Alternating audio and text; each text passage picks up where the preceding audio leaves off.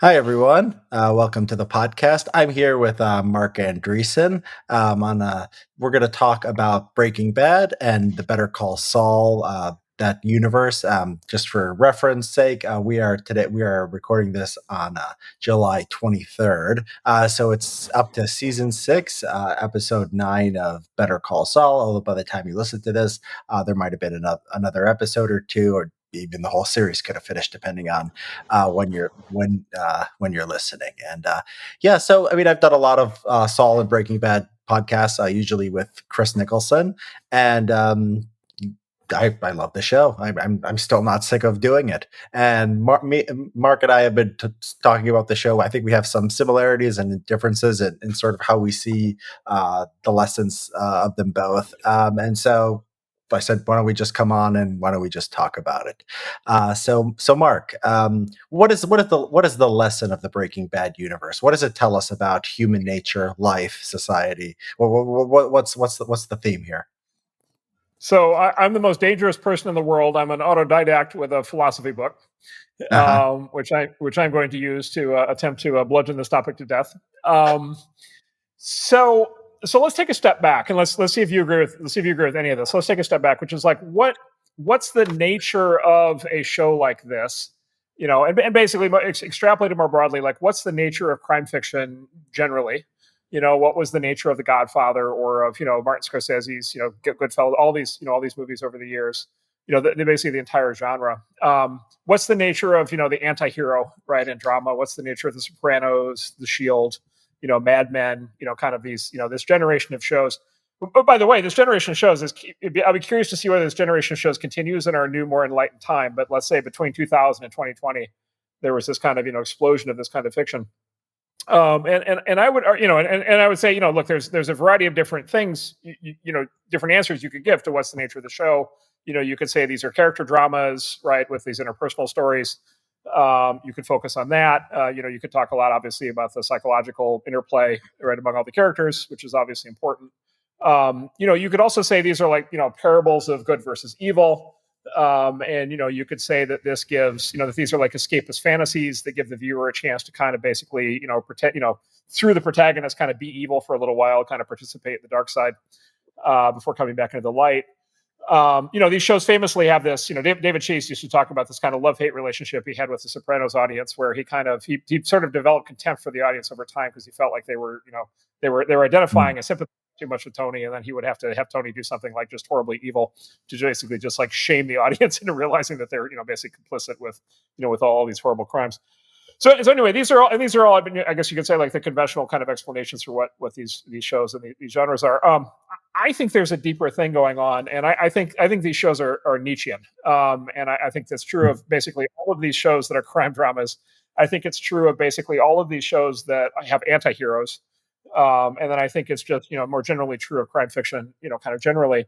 Um, and basically they're Nietzschean, by which I say that the saga is basically of almost always a man who is basically pursuing his will to power in the Nietzschean sense, and he's attempting to become the Superman. And then they're basically stories of how that has become basically impossible in the sort of modern Christian society, modern Christian, post-Christian, kind of ethical, moral society. And they sort of show this battle, right? Which is, these characters are trying to build something. They're trying to build, Tony Soprano's trying to build a crime family. Walter White's trying to build a meth empire. Mad Men. Don is trying to build, an advertising agency and all of these other kinds of things in his life. And so they're trying to build. Now they're trying to build, like in some sense, bad things, but they're trying to build, right? Mm. And then society basically comes in and basically hammers and hammers and hammers and hammers until finally they're brought down. So I think they're the story about that, and we can talk about that. And then I also think there's another level. There's like a meta level at which they're also about that, which is it's basically like my big question. We only have these will to power stories in our culture as basically bad people trying to build bad things. There's a completely missing genre, which is the will to power story of basically good people trying to build good things, and right, sort of a positive form of the Nietzschean Superman. And I would argue like that's the genre that like literally doesn't exist. Have Like you that's the seen Silicon Valley on HBO? So I have to confess, I watched the first season. I loved it. I'm too close to it, and so it was freaking me out too much. And so Yeah. I stopped after the first season. So You could argue. I don't know how it. You can spoil it for me if you want. Did it end in glory? I watched more than you. I haven't watched all of it, but I watched several seasons, maybe 3 or 4 of them, and, it's the general lesson is these people are doing pretty cool things, and they're doing it for the right reasons, and I think there's some critiques of people in the media who dislike Silicon Valley and want everything to be sort of a left-wing fairy tale, that they don't like the show. So I think it is part of that genre, but it is unique. I struggle to think of, I struggle to think of anything recent that's like this. I think you're right, but it is a sort of partial exception.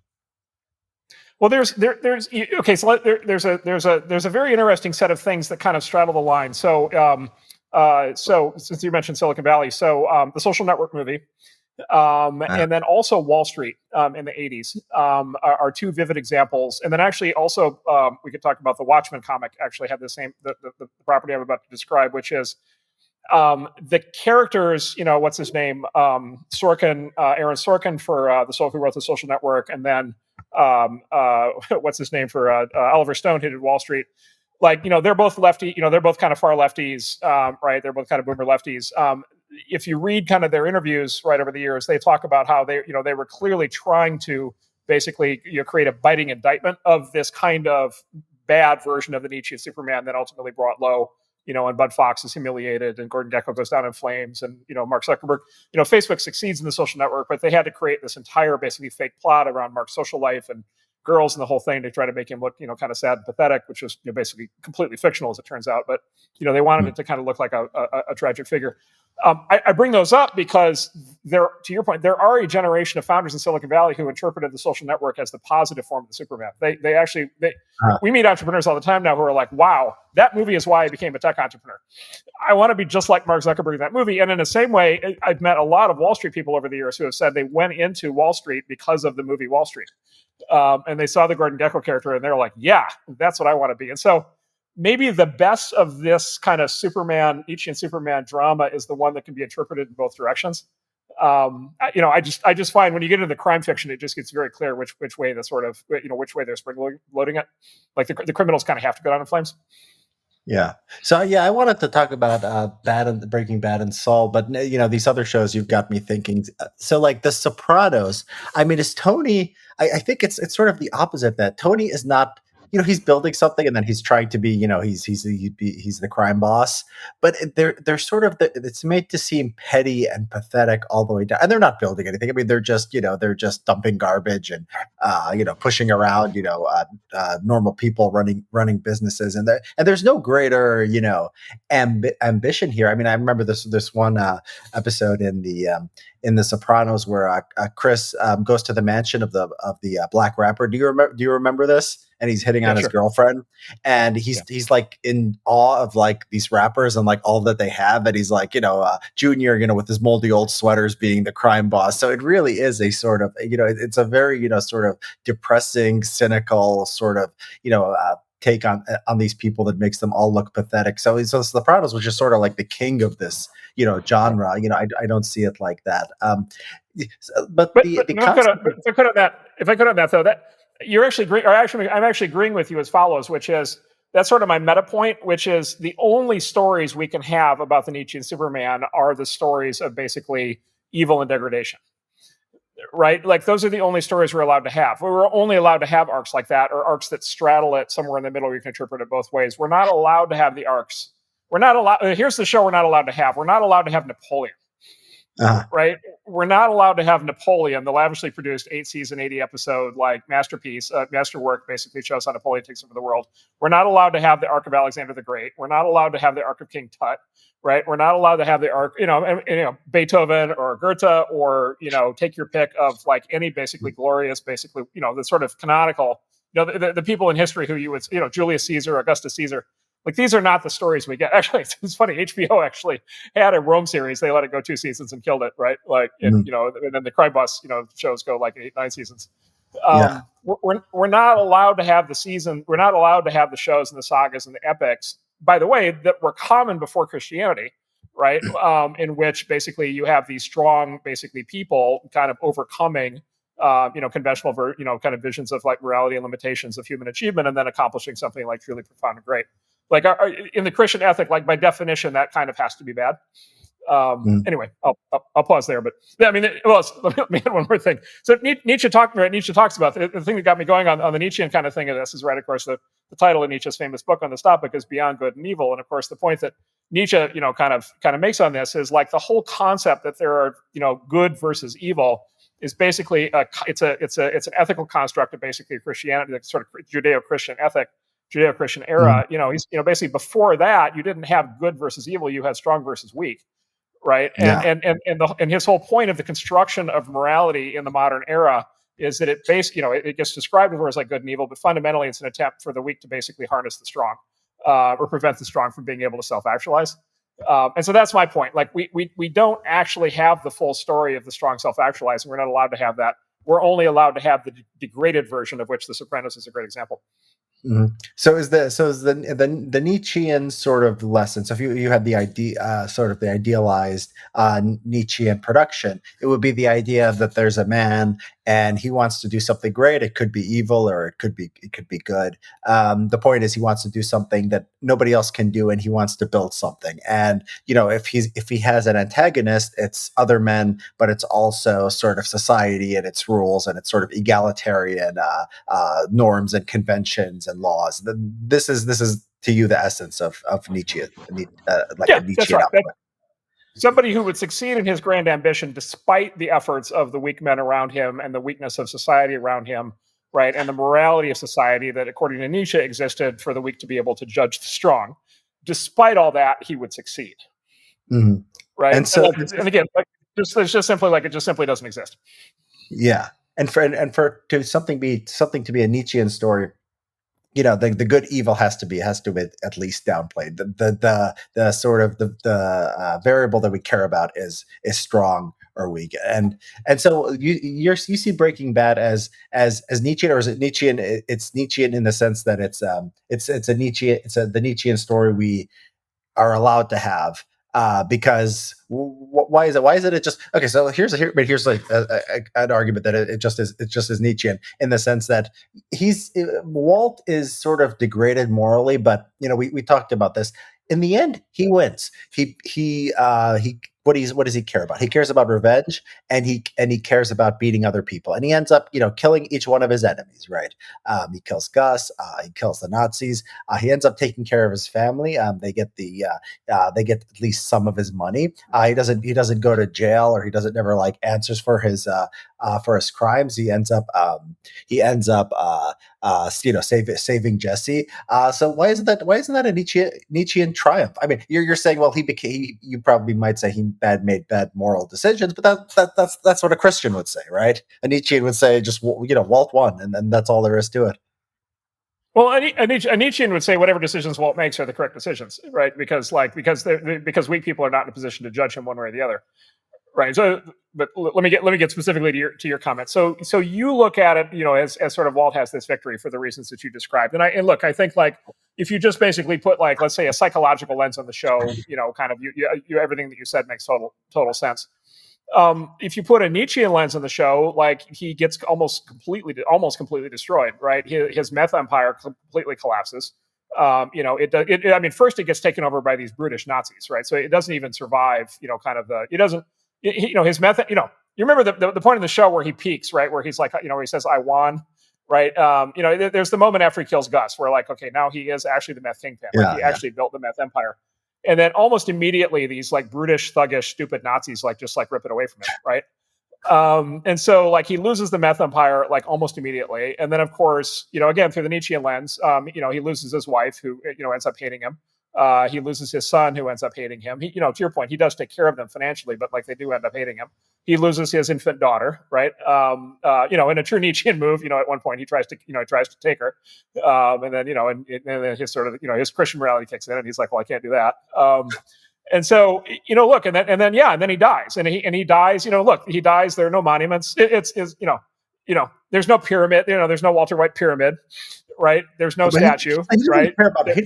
He's not in it for the love of meth. Like meth to him is just like he makes the best meth because he's brilliant. He's Walter White and he gets away with it. He doesn't care about meth as like, for the love of meth. Like when he's dead, he doesn't want the meth empire to survive. He doesn't care. So maybe I don't know if that's Nietzschean or not, but that's not his goal. Like he doesn't care about that.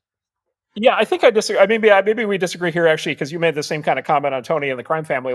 And maybe maybe it's just because I do what I do for a living, but like, look, I look at what Tony's trying to do building his New Jersey crime family and what Walter's doing trying to build the meth empire as they are actually trying to build empires. Like they are, these it's the personality type that in a previous era would have been raising an army, right? That would have been mounting raids on the neighboring village, that would have been trying to start a religion, right? That would have been, they would have been building a human organization at scale that would have been able to accomplish great things that other men would look at and say, oh my God, like that's like, again, that's why I go through, so Alexander the Great, like Napoleon, Genghis Khan, like, these are like the fully realized like examples of this, in military history. And then in art, you've got, your Beethoven and your Picasso. And so, there are lots of, sort of successful supermen over the millennia. And I just look at it as these guys were actually trying to build something like that. And again, a dark, degraded, dirty, negative form of it, because that's the version of the story we're allowed to have. But nevertheless, they were trying to build something. And then basically in each case, it just gets basically they crumple under the weight of society. They crumple under the weight of conventional morality. They crumple under the weight of all the basically the sort of forces of weak man allied against them. Say inferior people. Look, this is why I say the fact his empire gets ripped away by the Nazis. Like his empire doesn't get ripped away by somebody who's even smarter than he is. Mm. Right, like because the contest with Gus, like, is like they're both super geniuses, right? And they're going at it, and they're like relatively equally matched. And then it turns out Walt is slightly smarter and wins. It's not like there's some superior Superman who's like another 20 IQ points that comes along and rips it away. It's these idiot Nazis, right? And so he can't even maintain the integrity of what he's built against these thugs, right? And so he just and then look, he dies with his family destroyed, and that's it, and it's over, and it's like whatever. There's nothing left. It's just Yeah. it's all just ashes, right? So, there's an alternative, a sort of understanding of these, and I think it's my understanding of these shows is maybe it's something like the opposite of yours. I see it as more, Ann Coulter says it's a Christian morality tale. I wouldn't go that far. She goes, oh, we'll post a link to the article. She's like, Jesse goes to the the rehab and it's Buddhist, so it's not Christian, so he still hates himself. And if he had Jesus, I'm like, no, you're reading into that, Ann. But I think there is there is sort of good and evil in this universe, and there are people who are shades of gray, and the people that we care about most are the shades of gray. It's Walter. I don't know. Chris Nicholson actually made the case to me that Walter is just bad. There's no shades of gray, but we at least see him as like a productive citizen, right? There are just like good people, and I would argue each of these shows, Breaking Bad and Saul, has like as a I don't know, anti-hero or hero, but he's not the guy. He's not the guy you sympathize with, but he's the guy who ends up being right. And so in Breaking Bad, this is Hank, and in Saul, this is both Chuck in the early seasons, and then it becomes Howard. And these and in the and if you are watching the show and you are rooting, in many cases for Walter or Jimmy. But these, it becomes clear over time that these guys are, maybe they're shades of gray, but they're generally not good guys. They're not completely evil. They're not like the Salamancas. The Salamancas are just scum of the earth, and everyone tells off the Salamancas, before they die. So Nacho tells off the Salamancas, and Gus just hates them and wants to just wants to wipe them out just because they morally sort of outrage him. But I think you could say that the lesson here is that it's easy to buy into the temptation of this Nietzschean stuff. I'm gonna break the rules. I'm gonna do what I want because I'm gonna build something great. But in the end, you end up being a bad person because you end up harming other people. And then maybe it works. Maybe it works or maybe it doesn't. But you're morally tainted. And I think the show is it has a very strong moral judgment against people who make these kind of compromises for the sake of the greater good because I'm the overman and I'm gonna I don't have to play by society's rules. Yeah. So number one, I totally agree with I think what you said of what Coulter said, and I think what you're saying, which is yes, I do think these shows are Christian morality tales. I do think very much. Like I said, it is very important that they end with the protagonist in flames, like dead or in jail. Like all these shows have to end with it's just with some variation of the protagonist dead or in jail. Like they can't be allowed to just win. I mean But it shows us the that is a temptation of the. It shows us the temptation. It plays to our psychology. It shows the Nietzschean stuff is never going to go away, and we wouldn't want to watch a show about the just the pure Christian guys. I mean, that's sort of the moral complexity here that we're Well, right. We complicit in. wouldn't. Well, right. And maybe there's a dramatic lens on this we could say, which is basically like, yeah, the purely right. The purely good story would be like mawkish. It'd be like a Hallmark Channel special or something like that, right? And then and we also wouldn't watch the show as just pure evil because it would be we just feel too degraded. It would just be awful. Um, like every once in a while, if you saw, I gave up on it in the first episode, but there was this British show that got great reviews called The Fall. And it's about it's this guy Jamie Dornan, the actor, plays a serial killer, and then Gillian Anderson plays the detective trying to catch him. And the show, at least in the first episode, like it basically it tries to put you in it tries to kind of put you in the proxy character of the serial killer. My reaction to the show, the very first episode, was like, I'm not watching this. I don't want to see this. I don't want to be a part of this. I don't want to have to think about this. I don't want to have The serial killer is like the main protagonist of the show. I don't even You're following through his eyes. I don't even know where they take it. It seems like it's supposed to turn into some cat and mouse thing, but they try to get, at least the way I interpret it was they actually try to get you to identify with the serial killer, Wow, or put yourself in his shoes. And I was just like, I don't, he's like rearranging that's dead brave. bodies. I And I'm haven't just seen like, the show try to do that I'm before. just like, I'm out. No, it's gotten great reviews, Yeah. so a lot of people like it. So maybe that's a different Uh-huh. thing. But to your point, like, yeah, look, that's not what we're talking about. That's not this. I think the thing I would challenge you on within the context of this idea of these shows are Christian morality plays is like, look, are we attracted to vicariously participate and to see ourselves? Well, here's what happens. Like the scenes where like it's Walter versus Hank, right? So I don't know the famous scene where it's like Walter and Hank and I forget the one, but they're in the cars and it's like Hank might discover him and Walter's got to like navigate around him. They're clearly designed, right, where we're supposed to root for Walter, right? We're on his side. We're hoping he gets away with it, right? And so it's like a guilty pleasure that we hope that he gets away with it, right? But the question I have for him is: are we identifying with him because he's evil? Like, are we attracted to the evil, or are we attracted to something else? And my theory is we're not actually attracted to the evil. We're not watching these shows because what these guys are doing is bad, right? And we wish that we had like an alter ego that another life we could live where we were bad. I don't think that's what's happening. I think what's happening is they're breaking the rules, right? They are not. They are evil within the definition of Christian morality. They're doing evil things, but the attraction is they're violating the norms, right? They're breaking out of the limitations. They're breaking out of the box that the rest of us are in. When they want something, they can go figure out a way to do it and to get it, and they don't have to worry about conventional morality. They don't have to worry about laws. They don't have to worry about the police. They don't have to worry about any of the things that prevent. They don't have to worry about guilt, right? They don't have to worry about any of the things that prevent us from doing those things in the real life. It's not that we're attracted to doing those things. It's that we all know deep down, my theory, this is my big central theory in all this, we all know deep down that like if we were really strong, we would be able to do a lot of things that we're not actually able to do. Like there's in all of us, like there's a deep-seated level, the will to power. There's a deep-seated level of will to power, of sort of foundational energy that society has shackled. And by the way, maybe for good, like maybe that's better overall that it's been shackled, but it's been shackled. And we all know that we're shackled. And these shows are a chance for us for once to identify with somebody who's not shackled. And so that's my core theory. Yeah. So why do we like Walter is an interesting question. Why we like Jimmy, I think, is easier, and it's just he's got a silver tongue, and he's clever, and it's just fun. I mean, he's funny, and I think that's a kind of charisma that's easy to understand. Sure. Walter, I think it has something to do with. I think he has a strong. I think we're attracted to people who have a strong sense of who they are. I mean, he doesn't. I mean, I contrast him. I contrast him to Hank, who's just like we've all seen, like the guy, especially in the first seasons, where he's just like a bully. He's always like sort of making snide comments. Everything is a competition with him.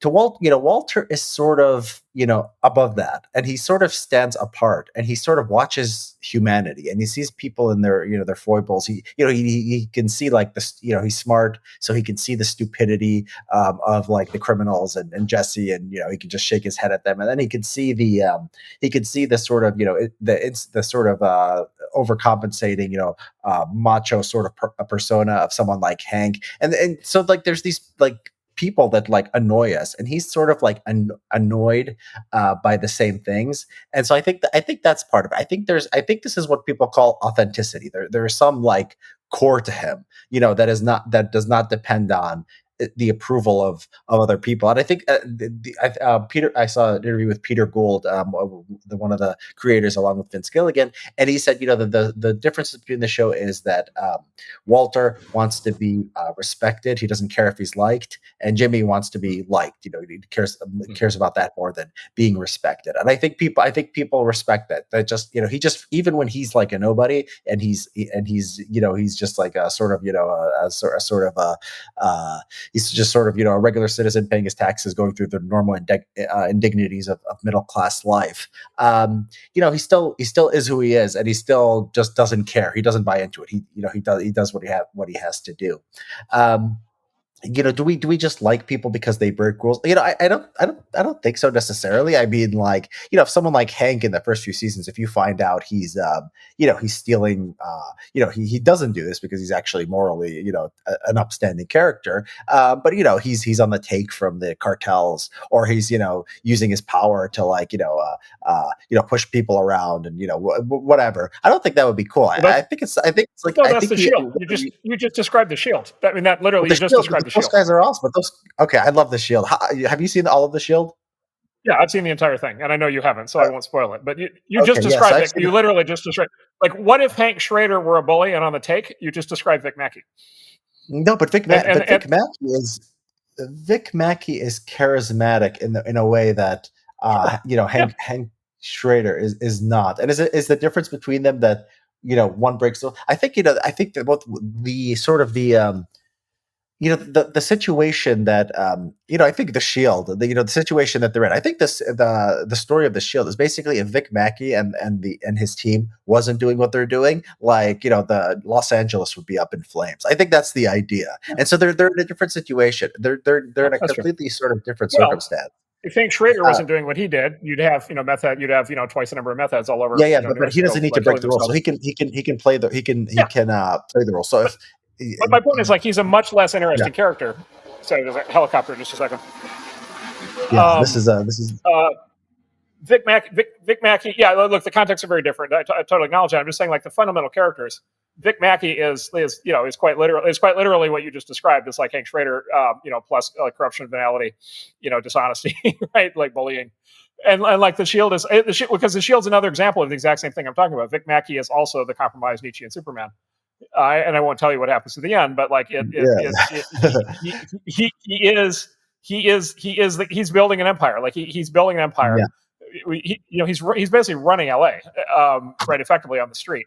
Right, and there's a good side to it, which is what you described, which is he's holding back Yeah. the tide. In the conceit of the Yeah. show, at least, let's say he's holding back a tide of madness that would flow if he wasn't there. But look, he's also out for himself. He's also like stealing money. He's also like bullying Yeah. people. He's covering things Yeah. up. Yeah. He's doing all. I mean, in the very first episode, he shoots and kills another cop.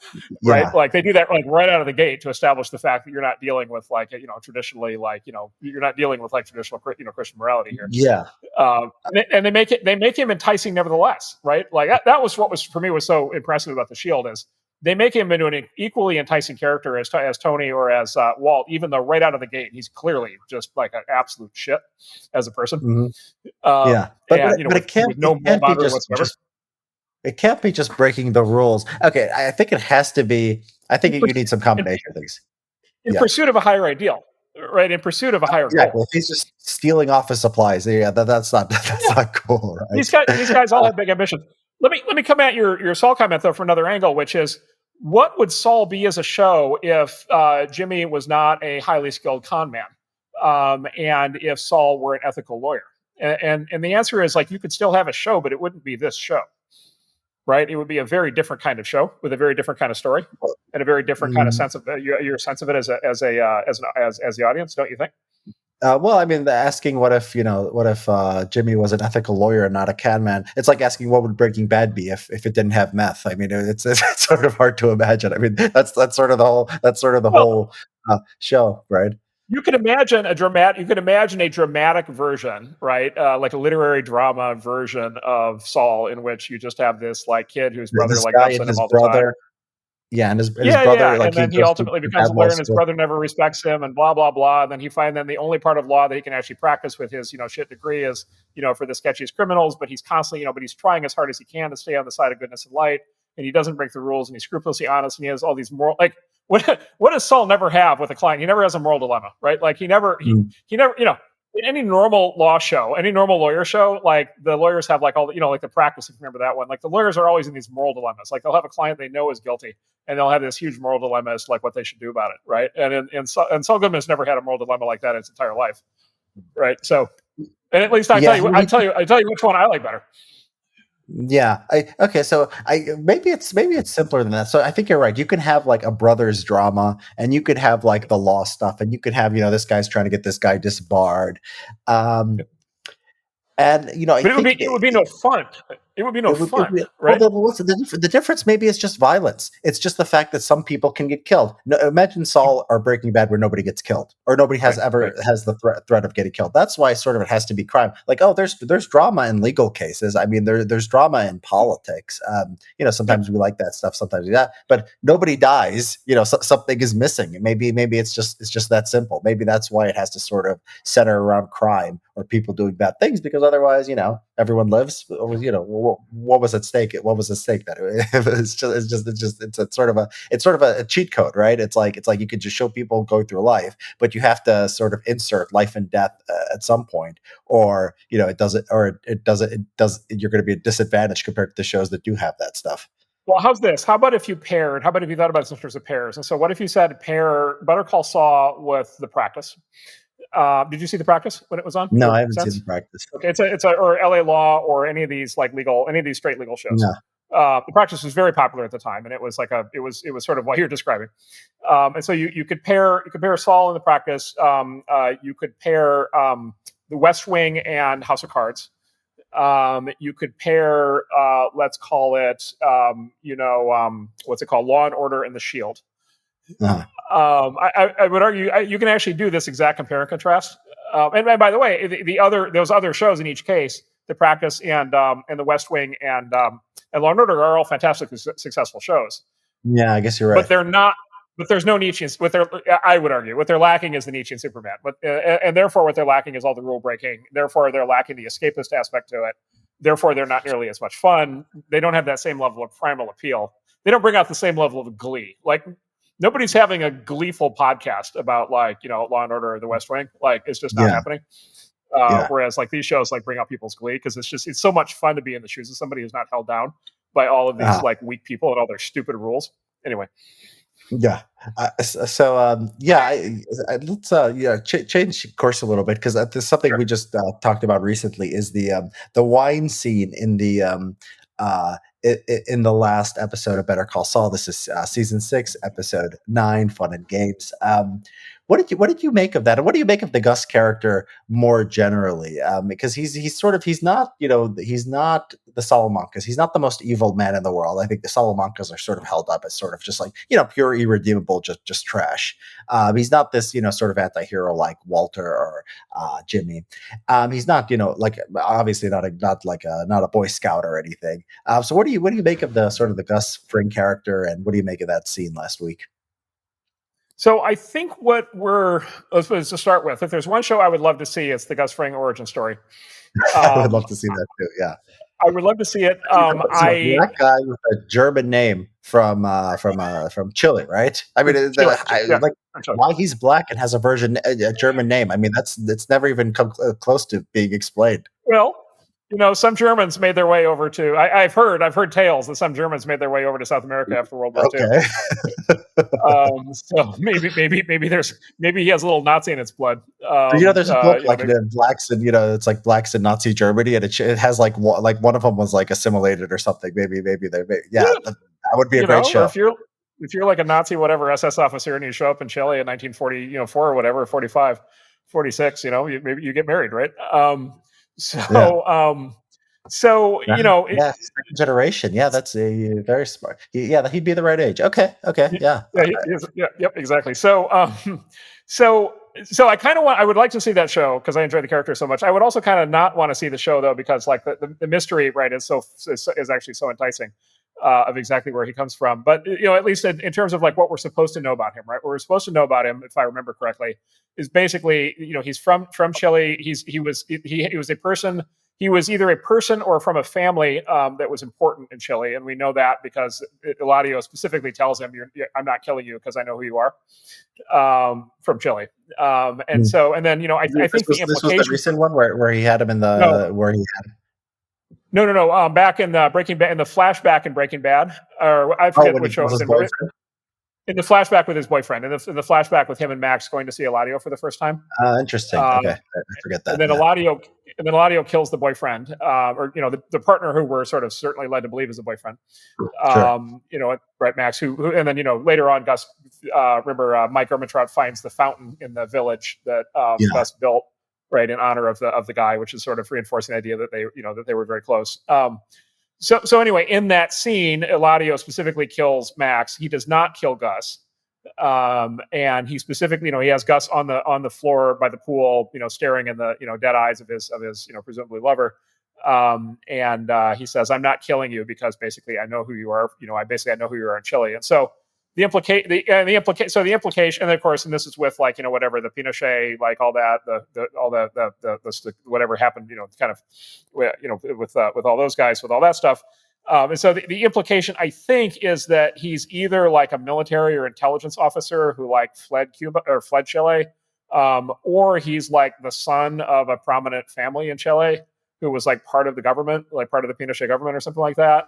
Mm. Or maybe both. Like maybe he was like a colonel in the intelligence service who happened to be the son of a high-ranking official or something like that, right, when he was young. And the reason I'm going there is because Eladio knows who he is. Eladio cares who he is, and so that implies he either is like a real, an important person himself or from an important family, and then he has all these skills, right? He's like this like incredible intelligence, counterintelligence, paramilitary, operator with this like Mhm. incredible level of like discipline, right? He's got like, Yeah, he's like a James Bondian kind of competent character right up until right. the end. And so he got those skills somewhere. And so presumably in either the military or intelligence circles. And so Huh. he's this like very like capable, competent, kind of dark side James Bond kind of character.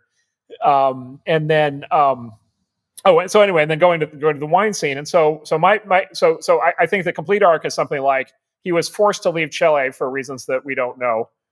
He was forced to reinvent himself, in basically hostile territory. He is himself a Nietzschean Superman. He Yeah. himself is building an empire. He has concluded that in order to build the empire, he basically cannot have the personal life that he wants to have. And that's either it's too much of a distraction, or everybody around him is going to get killed, or that if he has a boyfriend or a husband, it's going to get used get used against him. A family is going to get used against him, and so my view of the wine scene was very straightforward, which is it was a glimpse into the world that it was a glimpse into the Gus that he wishes he could be, as opposed to the Gus that he knows that he has to be, and then therefore the tragedy of the character. Now you don't agree with that at all, and I would love to hear like why isn't that the obvious explanation for the scene, and why do you not view it that way? Um, yeah, what he wishes, he could be. I think he likes being. I mean, because so even the way you describe it, he made a choice. He cares about building this empire, but it's not just about that. He's not just all about the empire. He is about sort of. Revenge, right? And it's he's for the competition, right? And so like he tells when he tells Lalo before he kills Lalo, basically tells him, "You Salamanca's, blood for blood, but it's all about money for you guys." I remember there was when Mike is by the fountain, he's trying to convince Mike to come back and work with him. He basically tell and Mike goes, and what, you're different from them, and he just like looks like, I am different from them, right? So he has this sort of moral code, and he has this idea about yeah, he's building something now. Like, could he have been just this gay guy who this older gentleman who meets other older gentlemen, and they sort of nerd out about wine and then go back and then have a drink together? I think he would hate that life. I think he needs why doesn't he just focus all his time on El Pollo Loco, right? It seems like, for if you just want expected value return, he's very, very good at business. He could be a competitor to Colonel Sanders. I mean, but he doesn't want that. He likes having that. I think it makes it more fun for him. Like, he goes to the DEA and he's like pretending to be an upstanding member of the community, and he's like, giving money to children, but at the same time, he's a drug dealer. That's fun for him. This doing this lame, sort of, philanthropist, guy next door stuff is only fun because he's really a drug dealer. So I don't think if he wishes, it's just a tragedy that he just loves having this meth empire so much. He wishes he could just relax with this with this new guy who's going to be his boyfriend. I don't think it's that. I don't think he wants that. I think that this is a theme of the entire universe. It's you have that realization of Walter at the end, where maybe he knew the whole time. He says, I didn't do it for my family, and I did it for myself. Kim, was almost too similar. In the last episode when Kim leaves Jimmy, she says, I did it because it was too much fun. So the theme here is that people really like this stuff. They think it's cool, and so Gus is part of that. Gus enjoys being Gus Fring. He doesn't want to be just gay guy having a marriage and settling down. That just wouldn't work for him. But then why the wine scene? So I'm trying to figure out. So it depends on where he's going. So he just realizes something. He takes a sip. He realizes something. He leaves. I thought he was gonna like go kill Nacho's father. I thought Mike was going to Nacho's father, and Gus, I thought they were like in a race to Nacho's father, but apparently it wasn't that. Yeah, I don't know. What the show often does is it's trying to show us, I think, perhaps another side of him. So it shows him like, going hanging out at a high school or whatever, going to the DEA. We know he's gay, but we've never seen him like being gay in any way, right? Except for that one time he went up there with his boyfriend. And so, I think this is also like a different side of him we just never seen before. This I told when I told Chris, like this, the Breaking Bad universe, they'd love to show us men being really into things, right? So they love to show us like Walter getting really into being the best chemist, cooking meth. They love the construction. I mean, the time they spend on like the construction stuff, even the legal stuff. I mean, for someone with a law degree, it's actually fun. I know what they're talking about when they're talking about discovery and motions, and summary judgment, and things like that. It's actually it's quite fun. There's this one.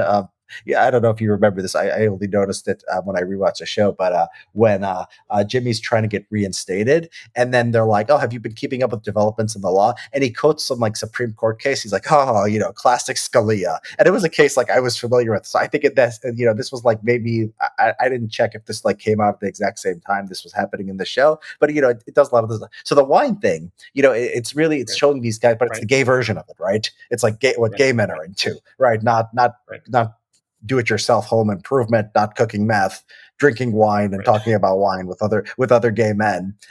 So we get that. That's enormous. To your point, in enormous detail, right? The wine conversation had I actually learned a lot about wine during that conversation. I was like, I don't know any of this. And the symbolism of it was beautiful because he's like, it has this earthy, the magnesium, it has this earthy, almost bloody, meaty taste that he's drinking it. And of course, he just took out Lalo.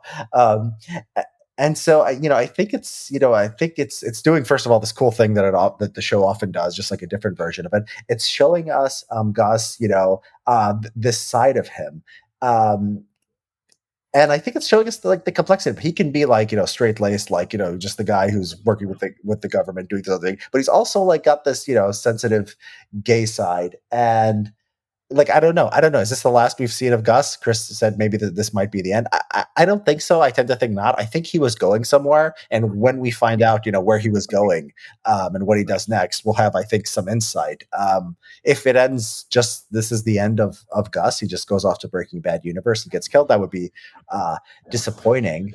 In that case, maybe your theory is slightly more plausible. But I think this show, is just very sort of deterministic of people and how they are, and the idea that they're doing the thing that sort of gives them the most joy in the moment, based on their character and their self image and how they like to see themselves and how they like to see their relationship with the rest of society. I think that's consistent. So I just don't buy the idea that he in any universe, if he became like the greatest meth dealer and the greatest chicken man in the world, that he would just want to marry this guy and like settle down. Like no, I couldn't imagine Gus doing that. Well, the one edit I would add, or the nuance I would introduce, is when we first meet the character of Gus, when he and Max are going to see Eladio for the first time, he doesn't have the revenge motivation at that point.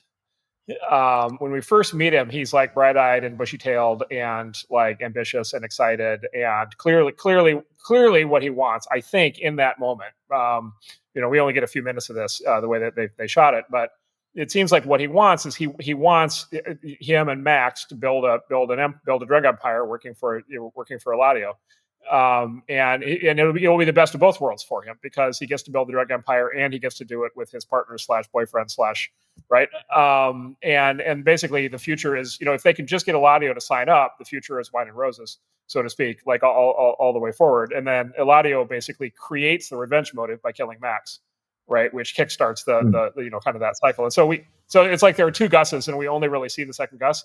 There's a counterfactual universe, right? There's a totally different show, which is the Gus and Max show, right? Where Eladio just says yes and lets them go make him a lot of money. And then they basically go build, in true Nietzschean style, a great giant empire, meth empire, as, partners and lovers, and have a great life and are the best, basically drug lords of all time. And again, like that, I guess what I'd argue is like, of course, that's not the show that we get. Right. Yeah. Because that can't be the show that we get. Right. Because it doesn't show the fall. Yeah, I think there's something to that. So the fact that I guess the mystery here, and this backs up what you're saying, is why he never finds a new boyfriend. Why is he always just about Max? And he could have found another guy or a string of men or whatever. As far as we know, he never has a romantic interest with anyone ever again after that happens. And and I think we're meant to believe that he's like consumed with rage and the need for revenge, right? Yes, he's consumed with rage, right? I think that's right. And the idea that slights like really matter to these things that seem sort of small. Like Walt, I think, seems like driven by the people trying to give him charity. I mean, it seems like that sort of sets him off, and like no matter what happens, my family's not going to get charity. It's sort of funny because he routes his money through the charity, so they end up thinking that he took charity, I guess, which I guess is a case for him having lost, but he didn't take it while he's alive. So I guess he at least he at least shows the world he could have supported his family, right? So he has that. He's like, I could have done it my own way. The Gus character, is different. Are we supposed to see him as he's evil, right? I mean, we're not supposed to see him as a good person. I think the Nacho storyline really makes that clear, right? That there's no there's no way to excuse this. Is that right? Or maybe he was overlearning. Maybe he just hated the Salamanca so much he did not see Nacho's inherent goodness, and he was right about every Salamanca except him. And if he could have gave him a chance, opened his mind, maybe things would have been different. But but again, this is tricky. This is where the trickiness comes in, and trying to figure out this kind of the Nietzschean overlay on the Christian morality, which is like, Nacho wasn't a good person. Nacho was a terrible person. Nacho was a thug and a criminal and a killer and a fucking horrible person. There again, the counterfactual. There's another counterfactual show in which Nacho's the bad guy, and it shows the wreckage that he creates in the lives of everybody who's affected by all of his horrible. Is Nacho a bad guy? Okay, that's interesting. He's a criminal. He's a criminal. Like, if we're going to live in the world of Christian morality, like he's a criminal. He's a bad guy. Like clearly, he's a career criminal. Like he's definitionally a bad guy. Yeah, So but again, okay, I so mean, here, maybe for me, it goes back to the same question, which is why do we let Nacho off the hook at all? And maybe you could say that's because on a relative basis, right, he's not as bad. Maybe you could say that he's a combination of good and evil, or maybe you could, or maybe you could just say he's like a JV Nietzschean Superman. Maybe he I actually think the thing buys about, into morality a little bit too much. yeah, I think about the thing about Nachos. He starts out as a criminal. Obviously, he makes that choice, right? And so he's relatively good, but he chose for this to be the comparison group that he was in. But at the Yeah, same time, he wants to get out at some point. I mean, and he wants to get out for a long time. yeah, but He's the criminal who wants to get out and never can that's a standard, right? That's the standard tragic arc of a criminal protagonist in crime fiction, right? yeah, that's a sympathetic. One more job, right? The cliche is like one more job and I'm out, right? Or Michael No, Corleone, but I'm for almost out. him, Let me just put it back in. yeah, but these guys, like, they're being pulled back in because usually they have, they're greedy, or they just, they justify it to themselves. Like, he's in there because they're going to kill his father. He really wants Yeah, out, and he just wants to do what he can to protect his dad. So they've basically got a gun to his head for like 2 or 3 seasons.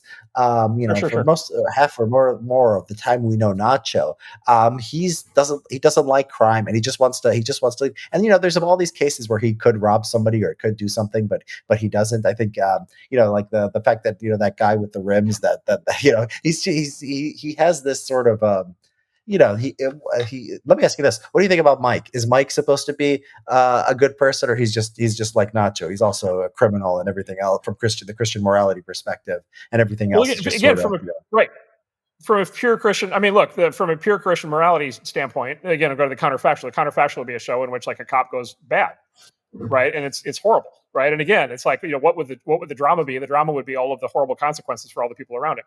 And they actually do some of that, right? They do some of that with the daughter-in-law and the grandkid and like so forth. Like they kind of allude to that, and they show other consequences of his various crimes. But like, yeah, no, like he goes bad and he's a criminal and he's a murderer and he kills the German. And yeah. he's laying waste to the lives of people around him, and he's propping up a meth empire that's laying waste to the people in his community. Like he's like from pure Christian standpoint, he's a horrible person. We shouldn't sympathize with him at all, right? Why do we sympathize with him? Well, and again, maybe the explanation could be the the psychological ones or whatever, the comparison ones, or you could just say like again, he's another member of the JV Superman, right? Like he's like this like super competent basically guy who's able, Yeah. because of his law enforcement training, is able to like basically flout laws at will. He can always outsmart Yeah. the cops, and But he has we this don't. putative. He has this Yeah. theoretically good purpose of providing for his granddaughter, but like to your So point, does like everyone. how much of it? How much is it because he actually just like really enjoys it? He's self-actual. Put it this way, he's self-actualizing, right? He's self-actualizing as like this other kind of James Bondian kind of super competent kind of character who can break all the rules. So again, we're kind of back to the same question of like, why is that so enticing? Yeah, but who's not sympathetic? Are the Salamancas, are not supposed, the Nazis were not supposed to sympathize with. So The these Nazis are people, definitely they've not been sympathetic, right? right. That would be Todd is not. very problematic. Todd was Yes. not sympathetic. Yeah. And Todd was yeah, not right. sympathetic, right? Right. So they break rules, right? So it's not just they build stuff. I mean, they've done well for themselves for how stupid they apparently are. Same with Salamancas. I mean, they built something. They built something bigger than what Gus had for most of the time. But we don't simply because we need some kind of plausible deniability, right? We need them. We need this. We need some. Like, we could tell ourselves a story where everything Mike does, or everything Jimmy does, or everything Nacho or Walt does, it sort of makes sense in the moment. But the Salamancas, I guess you can't be like, you can't just be sadistic. You can't have gratuitous sadism. Is that sort of the difference? Like, did Well, Walt like just ever kill someone just for the joy of killing them? Right. He always has what some what kind about of. Lalo? What How do about we feel who? about Lalo? What about Lalo? How do we feel about Lalo? I think we don't like him as much as so we admire his sort of Rambo style, being able to sneak into this and kill that. But like when he's talking about taking, is like Gus, like when he's with Hector, I remember this scene when he's like, when Hector is in like the nursing home, and he can't get up anymore. He's like, oh man, remember when we tortured that guy? We had some fun. Remember when we heard the screams of his wife? And then like when the other one, when he's got Gus under his control, he's like, oh, we could could have skinned him alive, man. That would have been fun. I don't think you're supposed to. I don't think who you are. You could like breaking rules. I don't think anyone, I don't think anyone normal sort of likes a guy like that. Also, the Lala scene where he's in the court, the courtroom with the family of the guy he killed at the Western Union, and Lalo just couldn't care. He's like, "Who's that?" Like, "Oh, the guy who died." I'm like, "Oh, okay, yeah, like Jimmy, that you wouldn't get that from Jimmy, you wouldn't get that from Mike. You would have at least got a few seconds of self reflection. So yeah, so Lalo, I think it's a good question because you have all that cool stuff, but then you have none of the redeeming stuff, and we don't like him at the same level as we do these other guys. I don't think. Well, when the hit squad, so when Nacho lets the hit squad into the compound in Mexico, and the hit squad comes in to kill Lalo, are we rooting for the hit squad or are we rooting for Lalo? I think that if you are, I think at that point, you care about Nacho, and I think maybe you No, just Nacho's always root gone. for No, Nacho's left. No, Nacho's yeah, yeah, left. He's gone. but if Lalo survives, Nacho's going to Yeah. be going to be screwed. I think Well, because you you're see reading Lalo in that. notices. Okay, but in that moment where Lalo's doing his thing and he figures out how to kill all the special forces guys, in that moment, weren't you rooting for Lalo? Yeah, I think I was. Yeah, I mean, and maybe like you always root for the guy over someone. It's hard to root for someone. I don't know. Yeah, who's Well, look when the look, I Scarface. never root. I I would never root for Hector. Hector, I hate. okay. I hate Kim. By the way, I think she's awful, and she has this fake goodness too on top of it. So Hector and Kim, I think, are my two least favorite people. I never root for those stupid, those dumb twins that go around just killing everyone. But no, Lalo is he's charismatic, he's handsome. He's pure evil, like the Saul. I mean, there's just a gene, and I think this is sort of a genetic determinist show. There's just a gene that the Salamancas have that make them evil. Not one of them, has any kind of redeeming feature.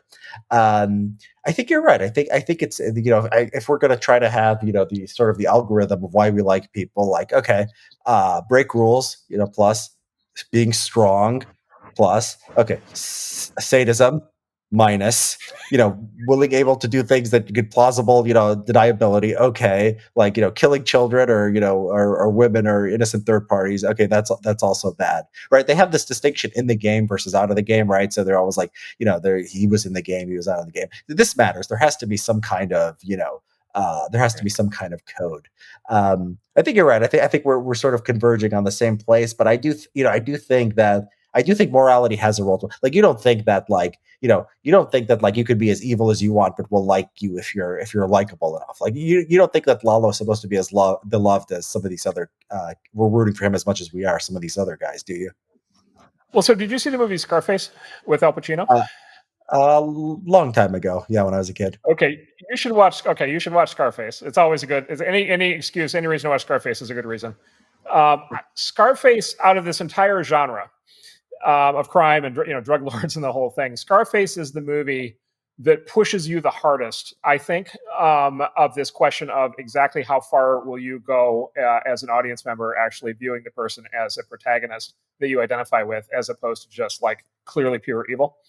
And I won't. I don't know if it's worth trying to not spoil Scarface at this point in cultural history, but look, he is just like he's an absolute shit. Like he's fucking awful. Like he's terrible. And by the way, he's sadistic. Like he takes the chainsaw to the guys in the bathroom, like the whole thing. Like he says, he's awful to women, and he's just like an incredibly horrible person. And yet you go on this ride with him. And of course he died. It's a famous, goes out in a blaze of shame or whatever in the end. But which you have. So the to people do. he takes a chainsaw to, are they also drug dealers? Does he do it to any civilians? Yeah. No, he's not. Yeah, no, he's not. Yeah, I don't think so. But again, you could also go to there's an implicit morality here, right? Which is depends what you view of the impact of drugs on society. But like I do think generally most of us would probably agree that whether or not a drug like cocaine or meth should be legal, it probably has No, but no, we're not evolved to think about effect on society. I mean, that's a different question. You're not watching, a House of Cards and saying, are Democratic policies good for, compared to Republican policies? You're not thinking that. Although okay. Let me give you another example. So when Walt lets the Kristen Ritter character die, Jesse's girlfriend, Uh-huh. when she overdoses and she's choking, and he knows in that moment, right, and we know that he could save her, and he very deliberately chooses not to. And in fact, right, and then at the end of Breaking Bad, he actually tells Jesse to punish him. He actually tells him that he could have saved her and didn't. Mm. He does that midway through the series, right? He very deliberately lets a young woman die when he could have saved her, which is No, but you know functionally what equivalent. that young woman. I mean, she wasn't just so innocent. I mean, she was basically going to get Jesse on drugs. She was going to get him killed, and if I recall correctly, like she was going to seriously expose them. She was going to expose them. He could have justified it was her Jesse. I mean, he thought he was saving Jesse Okay, at that moment. okay. I don't think it was. So she I had don't it. think that So was. she, your argument is she had it coming.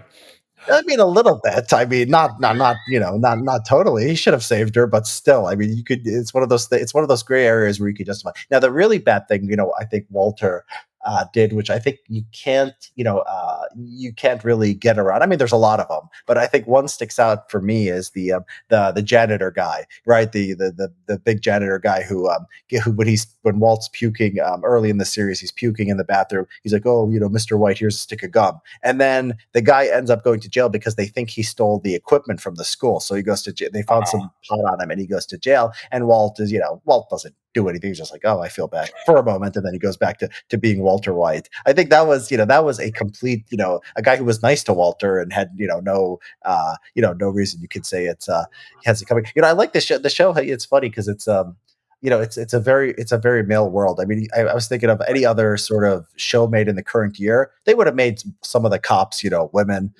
They would have made some of the drug kingpins women. You would have had at least like a few sprinkled in there, but you really don't. I mean, every wife in Breaking Bad is like a stay at home mom. I mean, you have HHM. It's just all men. The sort of the cartel world is of course all men, and so it's a I think I think it's more compelling that way because I think a lot of the times when they do this identity politics stuff, it's sort of forced, and the character doesn't make sense. If you like a female Gus, I think would it make a lot of sense, right? I think these things are sort of naturally gendered.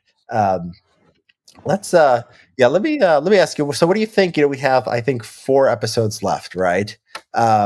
Where do you see the show going? I mean, it seems like most things have been sort of wrapped up. I mean, Lalo's not around anymore. Howard's not around anymore. It doesn't look like the cops are after them. Well, we have 4 episodes though.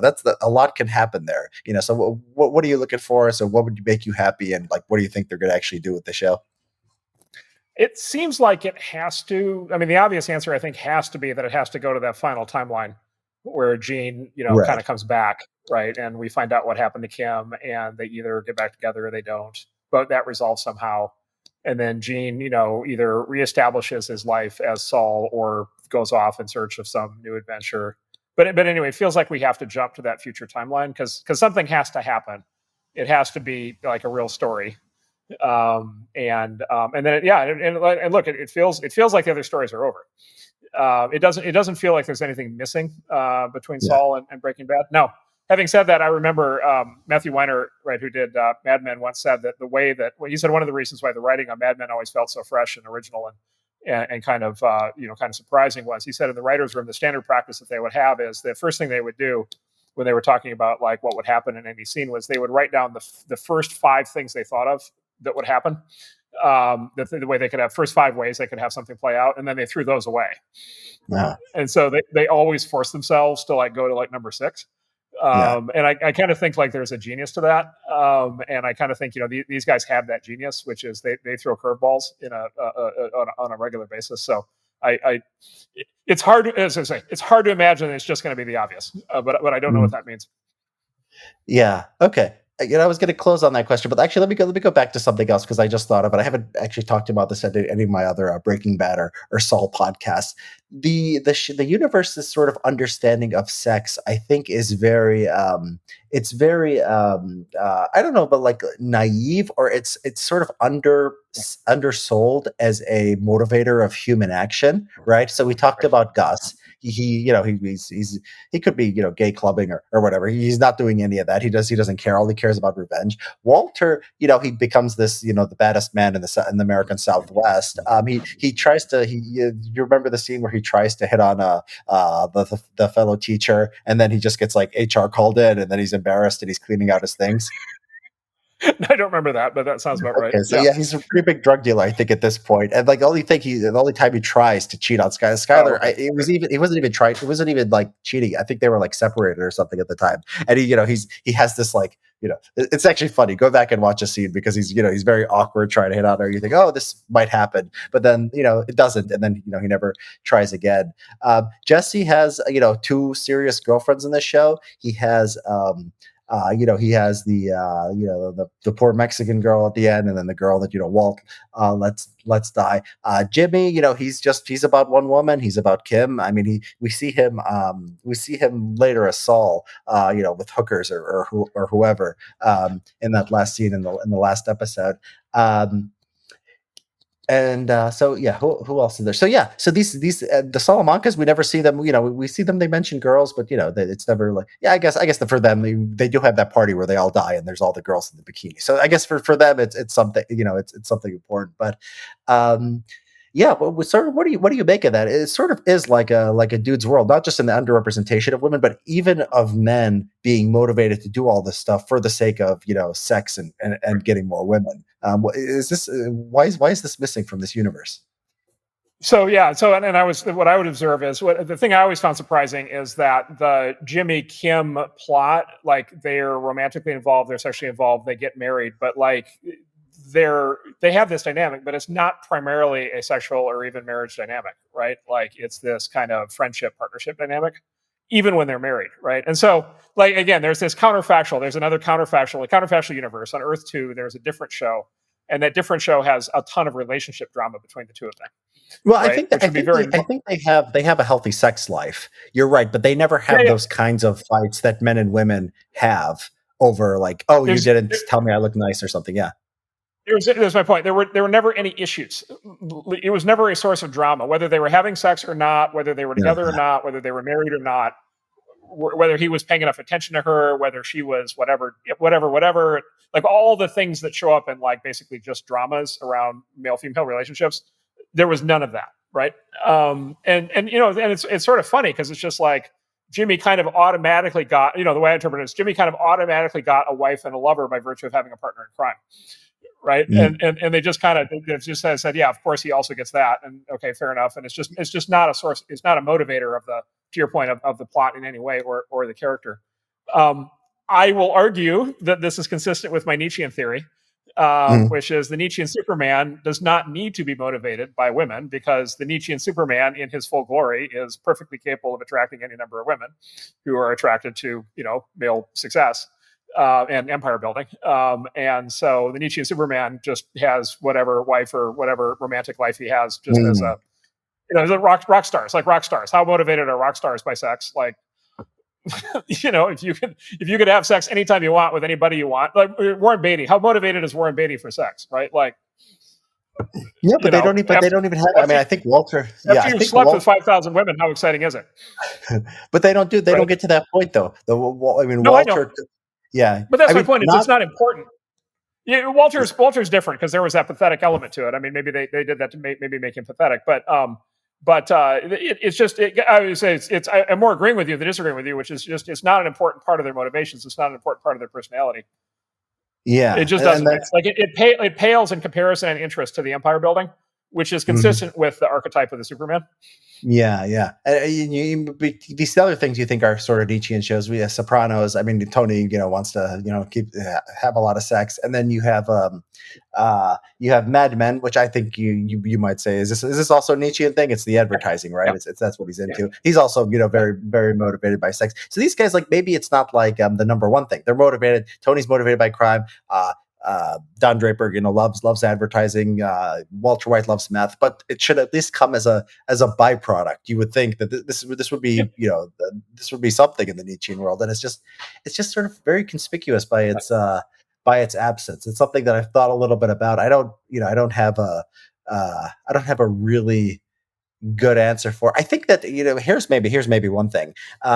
One of the things, again, this is just another thing I talked to Chris about because we've had like 10 shows on Saul and Breaking Bad. It has a very sort of conservative outlook. So like it's how the show represents lawyers and cops, for example. They're generally good people who want to do the right thing. They have ethics. They're the DEA. Is not on the take. Is not working with the cartels. The lawyers. They're trying to sort of they're doing the best for their clients. Kim. She's horrified the first few times. Jimmy cuts some corners. This is why Jimmy is an outcast with the legal community, and so I think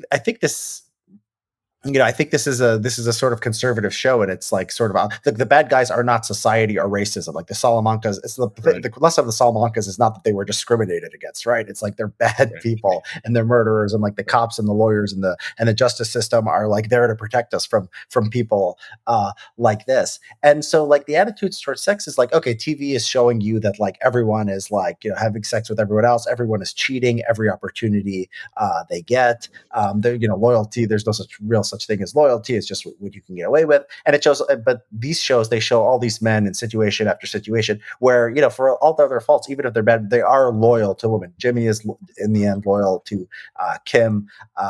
Walt is loyal to his wife. Howard, to the very end, he's completely cuck. I mean, Walt. I mean, Howard. I hope his memory is at least redeemed in some way. But his wife doesn't want anything to do with him, and then they think he's a drug addict. And so I think this sort of maybe fits with the conservative worldview. Like other art and other a lot of other art, a lot of other culture, a lot of the rest of our culture is sort of cynical about these things like sex, power, race, the economy, the fairness of society. And it's saying no, it's not cynical. It's not that bad. There's goodness in like people in all kinds of different ways. Yeah. Yeah, So so two it's little touches I really liked along those lines. So one little touch I liked was in the Howard funeral scene where we see these photos of Howard, and if you remember the photos of Howard that they put up, they're all photos of Howard having just an absolute blast, like yeah, he's golfing like and scuba fishing, diving or something. Yeah. scuba diving, and like whatever harpoon fishing or whatever helicopter ski, like all these different. It's almost like he's this like extreme sports, whatever triathlete, fisher, hunter, whatever guy in his like, that he had this whole other life where he was like his own version of like an extreme sportsman. And all in all the photos, like he's just grinning from ear to ear. Like that's his, like these are all his happiest places. And it's like, he had, but we never saw that. We never glimpsed any of that, right? It was not part of his life at work that we saw, and it wasn't part of obviously his relationship with his wife. It was this whole other thing. So I thought that was cute. And again, reflective of this kind of character that you're talking about, which is, kind of these self-actualizing men. And then the other thing that just tickled me to no end, which I just giggled every time I saw it, was there's always this cliche, right, in like American fiction. There's lots of movies and shows, serious and comedic both, in which like Americans go to Mexico and like horrible things happen in Mexico, and then sort of the Americans can kind of retreat back to America, right? And it's kind of Mhm. like whatever happens in Mexico, like whatever happens in Tijuana didn't really happen, and yeah, we killed a whatever prostitute, whatever, but like we're Americans, we have an American passport, we're going to be fine. And so Mexico is kind of this exotic land in which basically you can break rules and to some extent get away with it. Lalo treats America that way, Uh-huh. Yeah. right? Good point. So Yeah. it's reversed, right? So the thing that tickled me so much about Lalo is Lalo. You made this point like when he was in the courtroom with the victims or whatever. Lalo comes to America and he's like, I can do whatever the hell I want. Like I can break any number of laws up here. I can bribe whatever. I can get caught 8 times. Like I can have 1,000 outstanding warrants. It doesn't matter because I can always retreat back to the real country of Uh-huh. Mexico, where I live like a king and I have total power. Yeah. And so I greatly enjoyed the inversion and how he's able to treat America as like this lawless frontier where he can just get away with whatever he wants because his power Yeah. base is in Mexico. Yeah. And I guess that's another way the show is sort of conservative on border security. Look at these psychopaths that just keep coming in, killing them, and then going going back to I mean, Mexico. America is Lalo's playground. Like he can do whatever he wants, and like he's like, fine, I need $7 million to get bailed out. Fine, Jimmy will bring me $7 million in cash to bail me out. Like whatever, Y- it makes no difference Yeah, at yeah, all, right? What happens in the yeah. U.S. And it's like, oh, this must be, I was kind of thinking like, this must be what it feels like to be on the receiving end when Americans do this in other countries. Yeah, yeah. This is another thing I like about this series is in our imagination, like Mexico is a country of what is it, 150 million people. It's right on the border. We don't think about it a fraction. If we think about these Middle Eastern countries that don't matter, it's not really there in the culture. Like how many things are said in the American Southwest with like this Anglo Hispanic cultural mix. We have a lot of stuff on California. We have a lot of stuff of blacks, of course. Midwest inner cities. We have the southern shows. We have the Wild West, like before sort of the demographics change. But we have very little about this fascinating country and this sort of cultural amalgamation in the Southwest. And it's nice to see that. It's actually very interesting. It's like the differences between U.S. Mexico and sort of like the drug cartels and the politics and sort of the how the how the foreigners and Americans interact. There's a lot that's interesting there, and I enjoy seeing the show explore it. So, okay, yeah, I mean it's getting dark, Mark. Even I see even on the West Coast it gets it gets dark eventually. It is. So, It uh, is. I so yeah, I enjoyed this, and yeah, well, let's do TV reviews again sometime. Good. Yeah, let's do it. Let's do it when the show wraps up. Absolutely. All right, take care. Awesome.